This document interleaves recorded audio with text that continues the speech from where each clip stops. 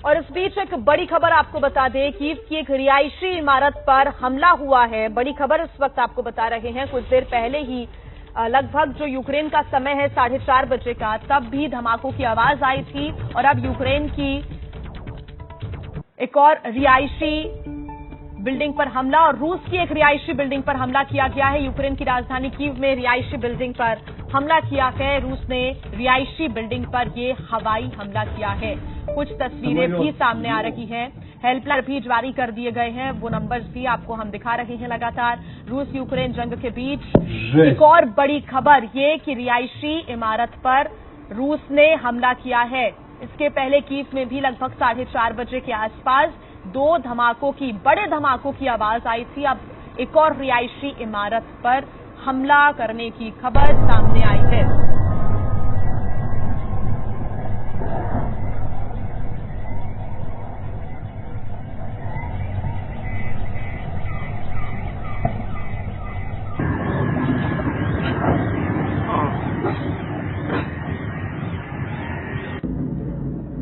Жесть. Самолет, ёпта.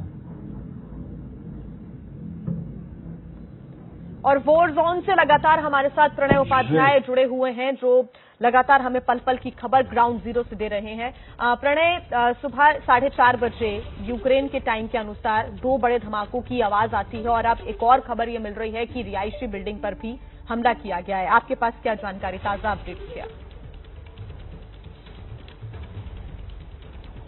बिल्कुल जी, लगातार रात भर जो है वो धमाकों की आवाज आती रही। इसके अलावा एयर रेड्स जो हैं वो उसके सायरन भी बजते रहे और साथ साथ जो एयर डिफेंस सिस्टम है यूक्रेन का, उसने रिपेल करने का दावा किया है। उसने कहा है कि कई एनिमी एयरक्राफ्ट यानी जो रशियन एयरक्राफ्ट हैं उन्हें इंटरसेप्ट किया गया। लेकिन फिलहाल जो खबर आ रही है, 2 रिहायशी इमारतों के अंदर फिलहाल आग लगी है। 3 लोग जो हैं वो घायल हुए हैं। इनमें से एक की सिचुएशन क्रिटिकल बताई जा रही है।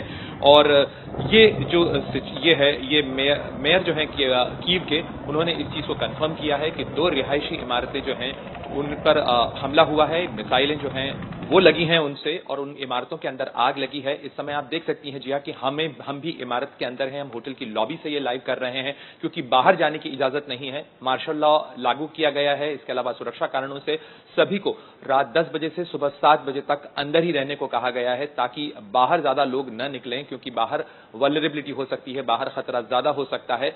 और ऐसे में लोगों को सुरक्षित इमारतों में जाने को कहा गया है। और साथ ही होटल में भी हम जहां पे खड़े हैं ये भी इंस्ट्रक्शन दिया गया है कि अगर कोई सायरन बजता है और आपात स्थिति होती है तो इसका जो बेसमेंट है, जो कि बॉम्ब शेल्टर की तरह इस्तेमाल किया जा सकता है, वहां पर सब लोग चले जाएं। तो निश्चित रूप से आप समझ सकती हैं जिया कि किस तरीके की स्थिति है, किस तरीके के भय और खौफ का माहौल है। क्योंकि ये जो खतरा जो डॉनबास के इलाके से शुरू हुआ था, जो रशियन ऑपरेशन डॉनबास के इलाके से शुरू हुआ था, वो बढ़ते बढ़ते अब कीव तक पहुंच चुका है, जो कि राजधानी है यूक्रेन की।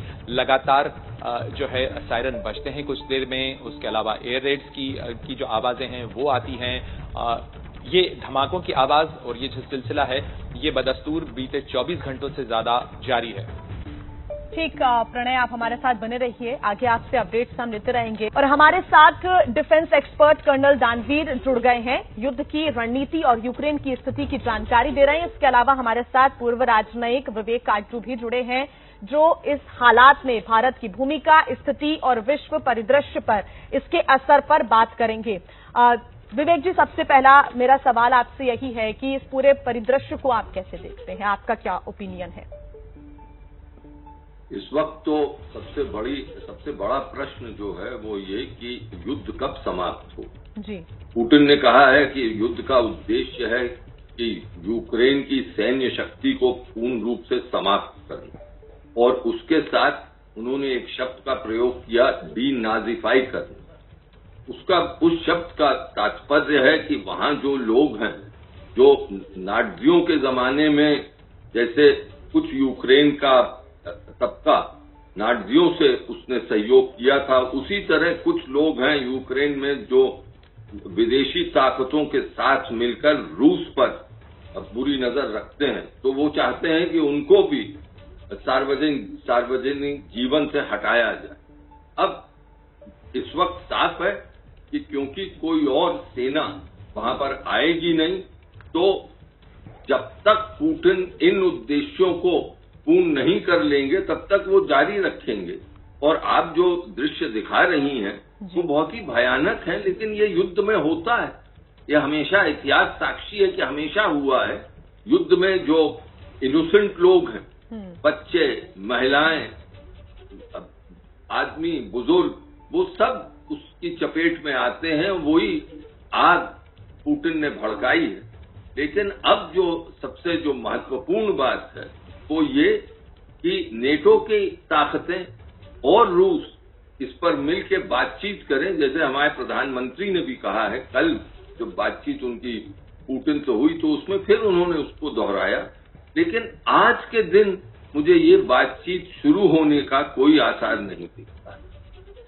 जी विवेक जी, आप बने रहिए हमारे साथ। इस बीच एक और बड़ी खबर अपने दर्शकों को हम बता दें कि यूक्रेन में पिछले 40 मिनट की अगर हम बात करें, 35 मिसाइल के माध्यम से हमला किया गया है। कीव में लगातार धमाके हो रहे हैं।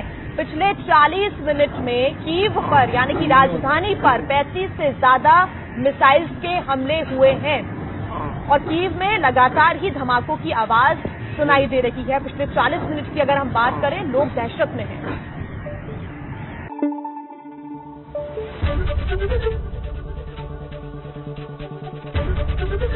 एबीपी न्यूज आपको रखे आगे।